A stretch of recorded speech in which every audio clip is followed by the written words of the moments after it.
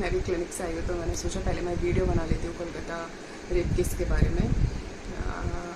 क्या it's not about only Kolkata rape case होने के बाद डॉक्टर का, उसके बाद फिर यहाँ पे अगेन बैंगलोर में रेप केस हुआ 2-3 दिन पहले सुनने में आया। वो देहरादून नर्स का रेप केस, राजस्थान में 3 साल की बच्ची के साथ। ये सब क्या चल रहा है सोसाइटी में?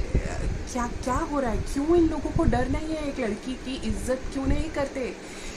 एक विक्टिम के बारे में इतना बड़ा चौड़ा करके हम उसको दिखाते हैं, उसकी ये हालत कर दी, उसकी ये हालत कर दी, ऐसे मारा वैसे मारा, कॉलर बोन तोड़ दिया, ये कर दिया।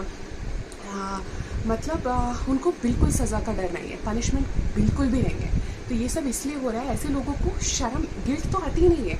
निर्भया का जो केस हुआ उसके बाद जो लड़ा मुकेश सिंह, उसको फांसी लगने से पहले उसने क्या बोला? लड़कियां 9 बजे के बाद बाहर घूमेंगी तो उनके साथ ऐसा तो होगा। तो अभी जो कोलकाता रेप केस हुआ उसमें क्या था? लड़की ड्यूटी पे भी नहीं जाए। सबसे ज़्यादा जब हम लोग हॉस्पिटल पहुंचते हैं, जब मैंने मैक्सफेक्ट में पीजी किया 3 साल, जब हम लोग हॉस्पिटल जाते थे नाइट ड्यूटी के लिए, तो ऐसा लगता था कि सच में हॉस्पिटल पहुंच के बहुत सेफ है, उस वहाँ पे कुछ नहीं हो सकता हमारे साथ, ये हमारा हॉस्पिटल है। एक अपनापन होता था, मेरे गार्ड भैया, हमारा हॉस्पिटल, हमारा स्टाफ। ऐसा कभी नहीं लगता था कि हॉस्पिटल में भी तुम लोग सेफ नहीं हो। हाँ, ये बिल्कुल सही है कि हॉस्पिटल में ना आपके डॉक्टर्स ड्यूटी रूम होते हैं, ना आपके ढंग से टॉयलेट होते हैं आपके लिए, लेकिन स्टिल दे विल एक्सपेक्ट आप वहाँ रह कि पेशेंट को देखो, ऑपरेट हुआ है patient, you have to be there for duty and next day you have to go to college also, then again you have to go for night duty. या ये सारी चीज़ें रहती हैं, लेकिन अभी it's not about only doctors यार, हर जगह सोसाइटी में यही हो रहा है। मेन की मेंटालिटी को क्या हो गया है? उन्हें बिल्कुल शर्म नहीं आती, बिल्कुल शर्म तो है ही नहीं, गिल्ट तो है ही नहीं।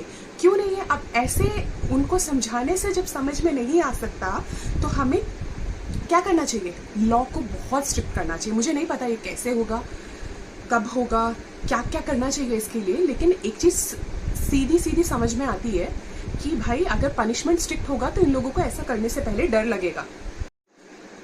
या हाँ, तो बेसिकली मुझे एक ही चीज़ समझ में आती है कि भारत में स्ट्रिक्ट कानून आना चाहिए, रेपिस्ट के खिलाफ आना चाहिए, ऐसे लोगों के खिलाफ जो लड़कियों को हरास करते हैं, बशर्ते कि वो ये देखें कि हर चीज़ में लड़की की गलती पॉइंट आउट करने की कोशिश करते हैं कि उसने छोटे कपड़े पहने होंगे, उसने ऐसे कपड़े पहने कि वो भाई एक्साइट हो गया, उसने क्या कर दिया लड़की ने ऐसा। अब इस लड़की ने क्या कर दिया था जो उसका रेप कर दिया? 3 साल की बच्ची ने क्या किया था जो उसका रेप किया? ये प्रॉब्लम लड़की की नहीं है, लड़के के माइंड की है कि उसने अपने माइंड में क्या फीड कर रखा है। तो और ऐसे लोगों को गिल्ट भी नहीं रहता है कि उन्होंने कुछ गलत किया है। तो उसकी एक ही चीज़ है कि ऐसी जगह पे ऐसे लोगों को चेंज करने के लिए हमें स्ट्रिक्ट लॉ लाना पड़ेगा, जिससे मुझे नहीं पता ये कैसे होगा, लेकिन ये लाना पड़ेगा। यही एक चीज़ समझ में आती है और उसी से समाज में कुछ सुधार आ सकता है। लड़कियों के प्रति होने वाले जो अत्याचार हो रहे हैं उसमें थोड़ा सा सुधार तभी आ सकता है जब हम स्ट्रिक्ट कानून यहाँ पे लाएं।